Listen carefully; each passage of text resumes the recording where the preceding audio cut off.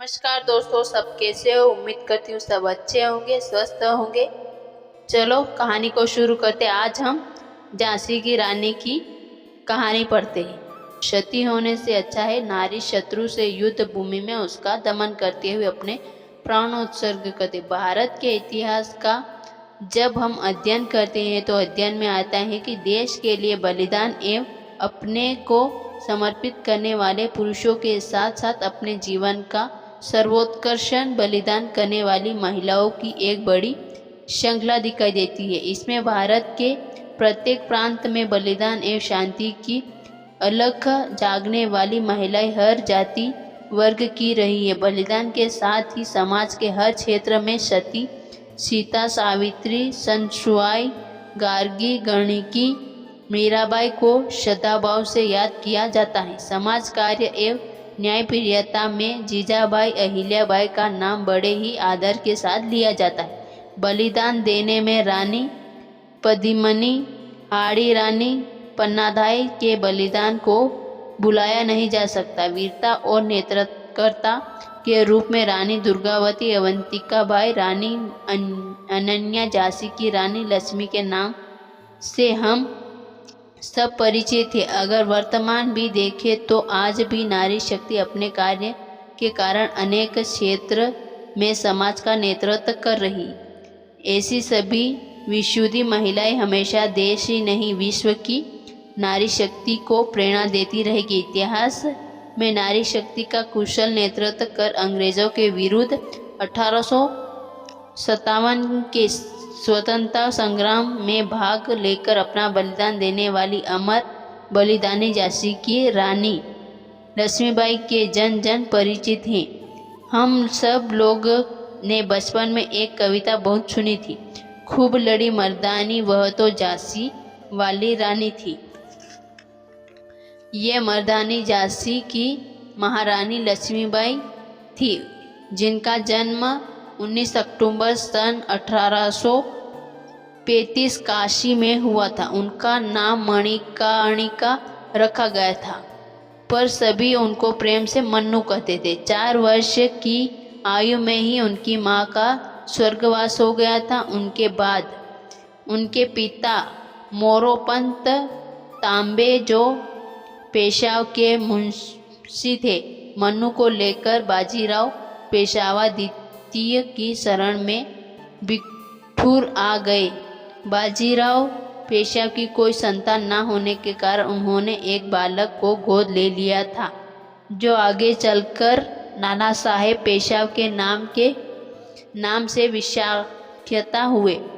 बिठूर ने मन्नू की चंचलता, चुलबुलान नाना को बहुत भाया और वे उसे छोटी बहन की तरह रखकर उसे छबीली कहकर पुकारते थे और एक राजकुमारी की तरह रखते। इस कारण से मन्नू नाना तात्या टोपे के साथ घुड़सवारी, शास्त्रों का संचालन, जंगल के शिकार, युद्ध का अभ्यास, व्यवहार रचना एवं नेतृत्व करने के गुण में विकसित हो गई, जिसकी चप चला, कुशाग्र बुद्धि एवं साहस को देखकर सब लोग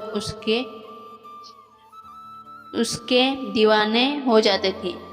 उन्हीं गुणों के कारण मन्नू को 4 वर्ष की आयु में झांसी के महाराज गंगाधर राव से विवाह संपन्न हुआ और उससे नया नाम लक्ष्मीबाई मिला। वह मन्नू से झांसी की रानी लक्ष्मीबाई हो गई। विवाह के पश्चात लक्ष्मीबाई गंगाधर राव के साथ राजकाज में सहभाग करने लगी। एक बार गंगाधर राव के चाचा रघुनाथ राव की पत्नी मुस्लिम वेश्या से उत्पन्न पुत्र शमशेर बहादुर ने राज्य सभा में महाराज का अनादर किया तो लक्ष्मीबाई उसे सहन नहीं कर पाई। उसे तुरंत कठोर दंड देकर राज्य से निष्कासित कर दिया। इस घटना में झांसी वासियों में लक्ष्मीबाई की छवि बाईज के रूप में स्थापित हो गई। लक्ष्मीबाई ने अंग्रेजों के षड्यंत्र को समझते हुए राज्य के सभी लोगों से घुटना मिलना प्रारंभ कर दिया। विशेष रूप से स्त्रियों से मित्रता कर अपने विचारों के अनुकूलन सुंदर मुंदर, जूही जलकारी, काशीबाई मुक्तिबाई नाम की सहेलियों को घुड़सवारी, शस्त्र संचालन और युद्ध अभ्यास के लिए तैयार करना प्रारंभ कर दिया। इस प्रकार लक्ष्मीबाई ने एक स्त्री सेना तैयार की जो आपात स्थिति आने पर युद्ध भूमि में अंग्रेजों से सामना कर सके। आगे चलकर इस स्त्री सेना ने लक्ष्मीबाई जैसी चाहती थी वैसी ही कर अंग्रेज सेना को धूल चटाई। उन्होंने अपनी स्त्री सेना का प्रदर्शन महाराज गंगाधर राव के सामने किया। प्रदर्शन के पश्चात महाराज ने लक्ष्मीबाई की प्रसंगा में कहा, लक्ष्मीबाई, आपके अंदर सरस्वती और दुर्गा दोनों समान रूप से, अभी तुम सरस्वती दिख रही और शस्त्र चलाने के समय तुम दुर्गा के रौद्र रूप में दिखाई दे रही थी। तब लक्ष्मीबाई ने कहा, सती होने से अच्छा है कि नारी शत्रु से युद्ध भूमि में उसका दमन करते हुए अपने प्राणोत्सर्ग करे। लक्ष्मीबाई को लगने लगा था कब कैसा अवसर आए कोई नहीं जानता, इसलिए युद्ध की स्थिति में महिला सेना द्वितीय रक्षा पंक्ति का नाम करेगी।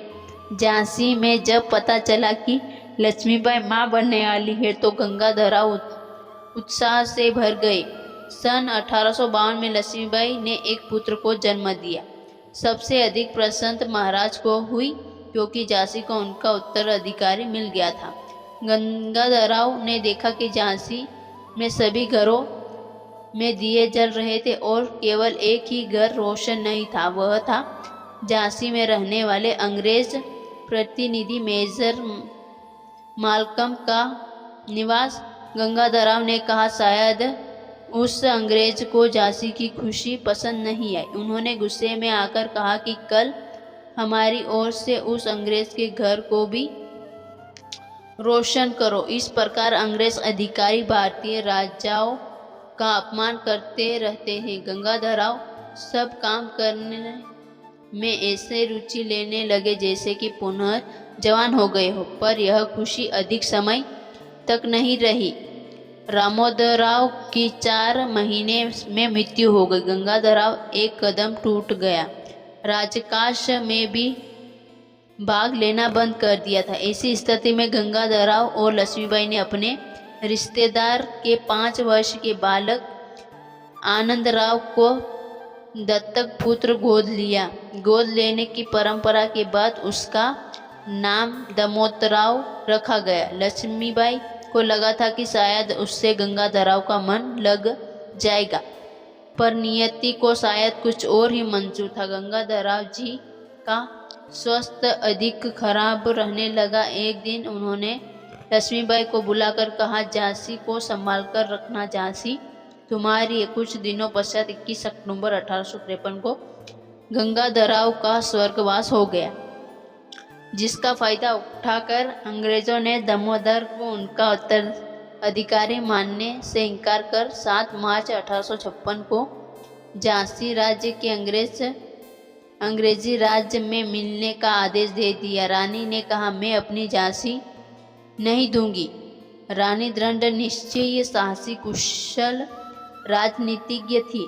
धैर्य रखकर किसी समय क्या करना वह अच्छी तरह जानती थी। अंग्रेजों ने उन्हें झांसी खाली करने का हुक्म दिया। रानी लक्ष्मीबाई ने हिम्मत नहीं हारी। झांसी राज्य की रक्षा करने का निश्चय कर वह किला छोड़कर झांसी के रानी महल भवन में रहकर राज्य का संचालन करने लगी। रानी लक्ष्मीबाई ने वकील जोल लेंग के माध्यम से अपने अधिकार के लिए इंग्लैंड की अदालत में भी मुकदमा चलाया, पर वह सफल नहीं हो पाई क्योंकि अंग्रेज राज्य हड़पने की नीति पर ही काम कर रहे थे। ओरछा के तत्कालीन शासन ने झांसी पर अधिकार करना चाहा और आक्रमण कर दिया, लेकिन लक्ष्मीबाई की कुशलता राजनीति में उलझकर अपनी जान बचाकर जैसे तैसे निकल पाए। 1897 में मेरठ छावनी में मंगल पांडे नाम के सैनिक ने अंग्रेजों के खिलाफ विरोध खड़ा कर दिया, जिसका समाचार पूरे भारत में आग की तरह फैल गया। लक्ष्मीबाई ने भी विशेष दरबार बुलाकर कहा, आप लोगों ने सुन लिया होगा, मेरठ, दिल्ली, कानपुर, लखनऊ, बरेली आदि की छावनियों में सैनिक विद्रोह प्रारंभ हो चुका है। लगता है झांसी भी रंग दिखाए बिना रहेगी, और ऐसा ही हुआ। क्रांतिकारियों ने झांसी के किले पर कब्जा कर लिया, किला लक्ष्मीबाई को समर्पित कर दिया। लक्ष्मीबाई अंग्रेजों से अनावश्यक युद्ध लड़ने के स्थान पर समय का इंतजार करना चाहती थी, इसलिए राज्य के झंडे के साथ उसने किले पर अंग्रेज झंडे को भी फहराया। अंग्रेजों भी अपनी लड़ाई लड़ने में आगे थे, इसलिए वे भी उस समय शांत रहे।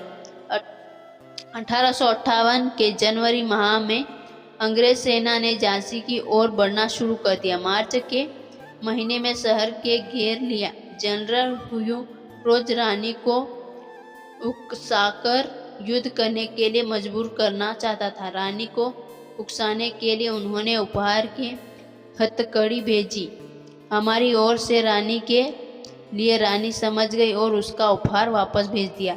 2 सप्ताह की लड़ाई के बाद अंग्रेज सेना ने शहर पर कब्जा कर लिया। रानी दामोदर राव के साथ अंग्रेजों से बचकर भाग निकलने में सफल हो गए। रानी झांसी से भागकर 102 मील का रास्ता तय कर कालपी पहुंची। उनका विश्वस्त घोड़ा मारुत अपनी रानी को सुरक्षित स्थान पर पहुंचाकर वीर गति को प्राप्त हुआ। रानी कालपी में तात्या टोपे से मिला और आगे की रणनीति नाना और तात्या टोपे के साथ मिलकर बनाई। नाना ने अपनी सेना को लक्ष्मीबाई को सहयोग में देना तय किया। तात्या टोपे और रानी की संयुक्त सेनाओं ने ग्वालियर के विरुद्ध सेनाओं की मदद के लिए ग्वालियर के किले पर कब्जा कर लिया। सिंधिया वहां से भागकर निकला। अधिक समय तक रानी ग्वालियर नहीं रहना चाहती थी, इसलिए मुरारे के किले पर भी अधिकार करने का अभियान चलाया, पर सफल नहीं मिली। 18 जून 1858 को ग्वालियर के पास कोटा की सराय में अंग्रेज सेना और लक्ष्मीबाई की सेना में भयंकर युद्ध हुआ। रानी के पास अधिक सेना नहीं थी, इसलिए वह उस युद्ध से बाहर निकलना चाहती थी। एक नाला पार करने के लिए घोड़े की ऐंठ लगाई, पर घोड़ा कूद नहीं पाया। लड़ते लड़ते रानी लक्ष्मीबाई घायल हो गई।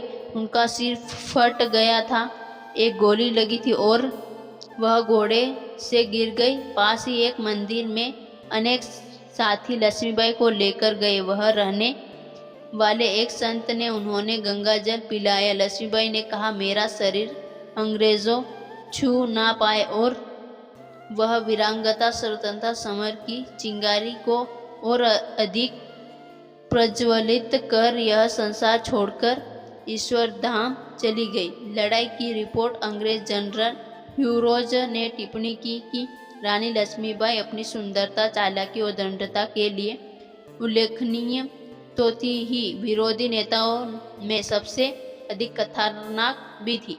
रानी लक्ष्मीबाई की वीर गति होने के पश्चात कैप्टन केलेमन वॉकर हेनिस ने लिखा, हमारा विरोध खत्म हो चुका था। सिर्फ कुछ सैनिक से गिरी और हथियारों से लैस एक महिला सैनिकों में जान फूंकने की कोशिश कर रही थी। बार बार इशारों और तेज आवाज से हार रहे सैनिकों का मनोबल बढ़ाने का प्रयास कर रही थी, लेकिन उसका कुछ खास असर नहीं पड़ रहा था। हमारे एक सैनिक की कटार की तेजी धार से उनके सिर पर चोट लगी और कुछ ही मिनटों में हमने उस महिला पर काबू पा लिया था। बाद में पता चला कि वह महिला और कोई नहीं, झांसी की रानी लक्ष्मीबाई थी। रानी लक्ष्मीबाई की संघर्ष गाथा और बलिदान जनमानस के लिए विस्मृत नहीं किया जा सकता। वर्तमान काल में नारी शक्तिकरण, नेतृत्व और संगठनात्मक, राजनीतिक, प्रशासनिक कुशलता का जो परिचय रानी लक्ष्मीबाई ने दिया है वह सत्युत्य है। उनका रणकुशलता, वीरता, अदम्य साहस की अंग्रेजी शासन ने भी प्रशंसा की है। वस्तुतः अंग्रेज साम्राज्य के लिए वो भय का पर्याय थी। रानी लक्ष्मीबाई भारतीय इतिहास, वर्तमान और भविष्य के लिए सदा प्रेरणापुंज रहेगी। वर्तमान में नारी शक्ति और उनकी स्थिति को लेकर चलने वाले विषयों के लिए यह एक प्रत्युत्तर भी है कि जब 18वीं सदी में पश्चिम में जहाँ नारी पशुतुल्य समझी जाती थी, उस काल विशेष में एक नहीं अनेक भारतीय महिलाएं नारी शक्ति के रूप में न सिर्फ समाज, धर्म, अर्थ, राजनीति हो नहीं रण क्षेत्र में भी अपनी शक्ति का परिचय दे चुकी थी। माता लक्ष्मीबाई तो उसकी माँ भवानी के रूप में अनुपर्वत करती प्रतीत होती है। रानी गई सिद्धर चिंता अब उसकी दिव्य सवारी थी।